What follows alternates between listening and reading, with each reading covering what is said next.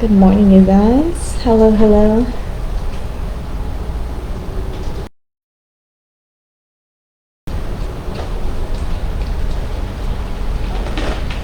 Okay, welcome. I did leave you alone on Friday, not by choice, but by circumstance, so I thought I might as well come on here Sunday and read you what I had transcribed in 2 Kings. We are amidst of a little bit of a tropical storm right now, so it's kind of a nice, cozy time to go ahead and spend with you. The light is on, even though it is the day. It's very dark and gloomy. Nothing that you haven't seen before here, living here in Florida. I'm staying extra warm too with my scarf. Honestly, having the neck covered here keeps all that heat in. It's very chilly for me right now. Okay, let's go ahead and begin with a daily message from the Qur'an. Let's go ahead and check. Let's see.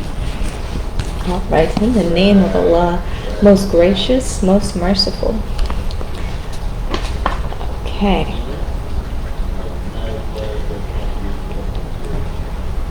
So my thumb is right in between two lines here. So we have line 41 and line 42 from Surah 13, Arad, which is the thunder.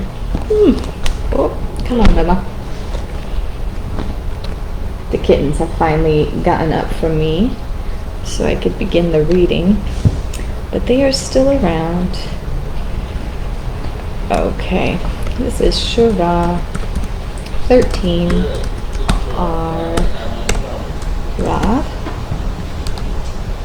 Ra'ad, which means the thunder. Okay, we haven't read the lines yet, but just by the Surah alone, the thunder seems to be fitting for a day like today. I haven't heard anything too thunderous as of yesterday and today. I might have been asleep, but maybe we will have some more storms later. I do know actually throughout the week, the thunder over by us has been atrocious. So the last few days, lots and lots of thunder, really loud strikes, right? Really, really loud. That's one thing I remember when I used to live in Florida time ago, with really, really loud storms. And it always gave me a good feeling, to be quite honest, like kind of spooky, but also, powerful, invigorating feeling. I do like the sound of thunder. Anyways, let's go ahead and read these lines and see what parallels we can draw, either to our 1 Kings reading or to whatever is going on currently. It says here, "See they not that we gradually reduce the land in their control from its outlying borders? Where Allah commands, there is none to put back His command. He is swift in calling to account. Those before them did also devise plots, but in all things the master planning is Allah's. He knoweth the doings of every soul, and soon will the unbelievers know who gets home in the end." Okay. So as we read, I know it's a little bit hard, you not reading along with me, but do you know what I'm doing now? I'm writing this down so that you can actually look at the words as I'm reading. I'm reading it for the first time, but now I transcribe, so as I read this and post it, you see what I'm reading, maybe even before I speak on it. So I appreciate your patience during this typing moment, but this is what's going on, writing it out, so you can go ahead and analyze along with me. Alright, and I have the little noisemakers in the background. They always find boxes and things to just move around the floor. Yeah, there's always some kind of box or something they can play with.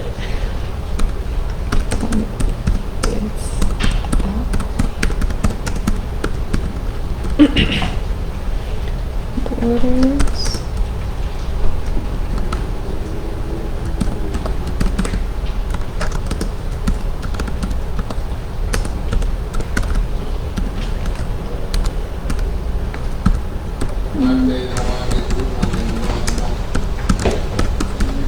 smell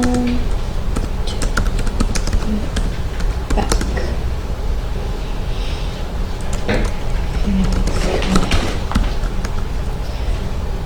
And as we read this, right, you think of what imagery comes to mind as you read. He is swift and calling to account. Doing the one-handed typing today, I apologize. Sometimes it's easier with the eyes for me to see what's going on here. Okay, line 42.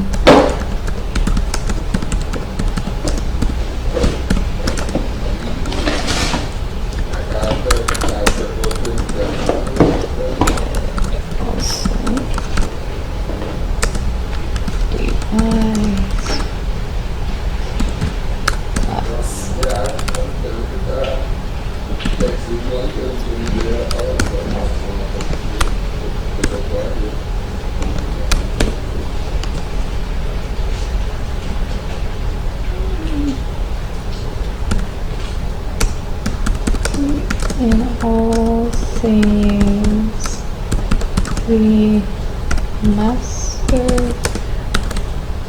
governing Allah.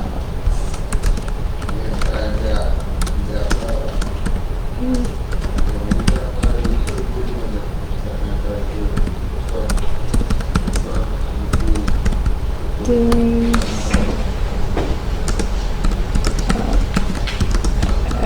so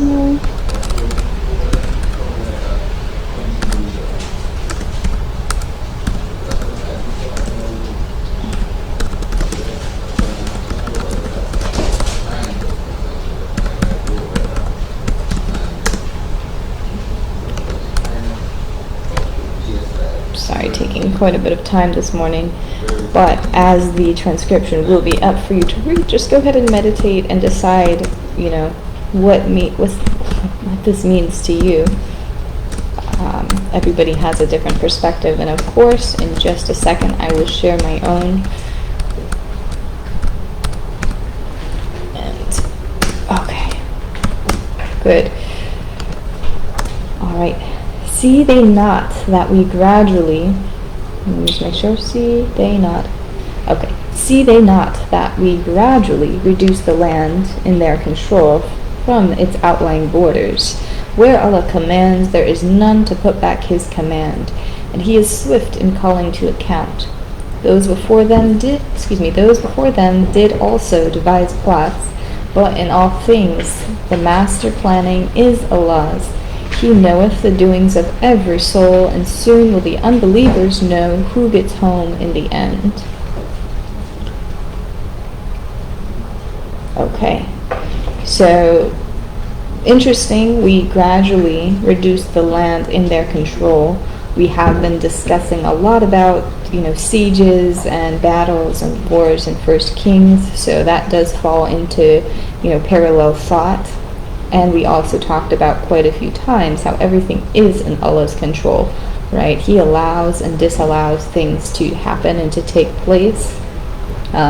Just in the nature, right, of this storm, that is one of the concerns here is the rising water line, right? This is, if we take this quite literally, we gradually reduce the land in their control from its outlying borders. So anywhere surrounded by water or with a water's edge, right, that's what we are concerned about during storms, tropical storms, depressions, hurricanes, things like that, tsunamis, of course, floods, rising water lines, right, less land area. There's been, very, very far in the future, pictographs of, what our world, I was going to say world and earth at the same time, what our earth would look like with some territories underwater completely. So that's just something interesting to think about, and it will go along really well with what we'll talk about next in 1 Kings, more so with the poem that I'm about to read to you. But anyways, just keeping that in mind, everything is in Allah's control. He will allow and disallow things to happen. So the best thing for you to do is place your trust regardless of the circumstance. Place your trust, hold strong in your faith, extremely strong in your faith. We'll find that those with little faith are the ones who experience unnecessary emotions, unnecessary feelings. Those with strong faith will limit their irrational actions. So keep your faith very strong in order to limit irrational reactions to certain things, right? Whether that be a natural disaster, a hardship, anything like that. We want to limit an irrational or outside of us behavior when it comes to reacting to certain things. So hold very, very strong in faith. It says, those before them did also devise plots, but in all things the master planning is Allah's. So with this stronghold in faith, something that can throw you off balance, right, is participating a lot in what's going on in the world around us. And this can be something as simple as diving into your social media. I can speak for myself because I do this quite frequently. But sometimes those algorithms that Facebook and Instagram have employed in your devices, they can be a little bit triggering, right? So, I mean, this is talking about those before them did also devise plots. So those devising plots against the prophets, this is what this is referring to, right? We always have an army or such, or a group of people against the prophets, right? Trying to tear the prophets down, trying to eradicate the prophets. So it's saying that this is going to happen again and again. It's not something that's going to cease anytime soon. There will always be an opposition. So with those who are strong in faith, much like the prophets were, even if you're not in direct contact with anybody, tearing you down or trying to make you feel bad or trying to attack you, we just have to limit our use and exposure to certain things, as simple as social media algorithms. We'll read things that kind of rub us the wrong way, or we'll read into things a little bit too much and we'll think we're being targeted. These algorithms are designed to make us feel targeted and to actually cause a bit of divisiveness and division based off of what you consume. Every post that you see and read, these seconds are counted that you spend on that post. Therefore, it will give you more or less of whatever you consume. So to combat that, right, if you see something that's unpleasant to you, you can actually take the time and block that, or hide it, or say, you can control your preferences. You have control and decision making in the matter. Also here, Allah is the master of planning. So if Allah sees you making an effort to control what you consume, right, and control, what bothers you in order to control your own reaction, right, to make your reaction more beneficial, if He sees you taking action and doing things in that way, then He will bring you recompense, right? He will bring you reward. He will understand your ideas and your thoughts even more so, because He sees you taking action, because taking action is a choice that you make, right? He knoweth the doings of every soul. So even the ones designing these posts that bother us, right? Even the ones creating the algorithm, right? He knows the doings of every soul.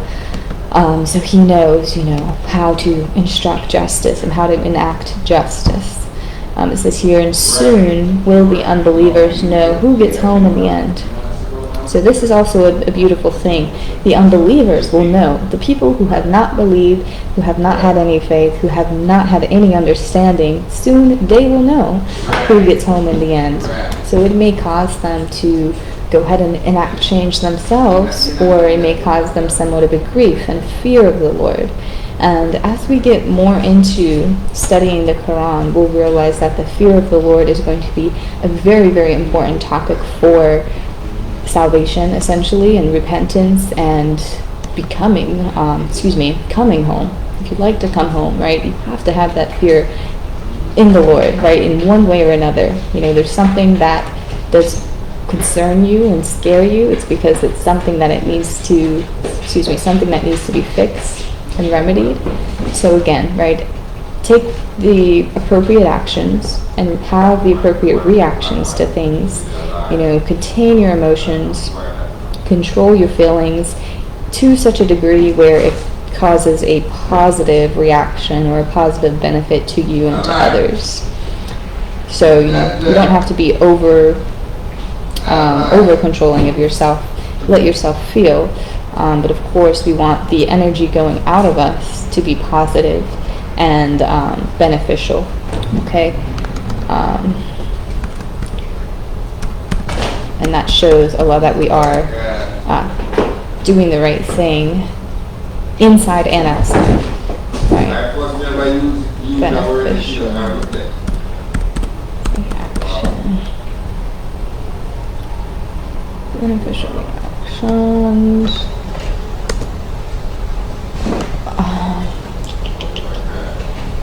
Beneficial reactions. Maintain.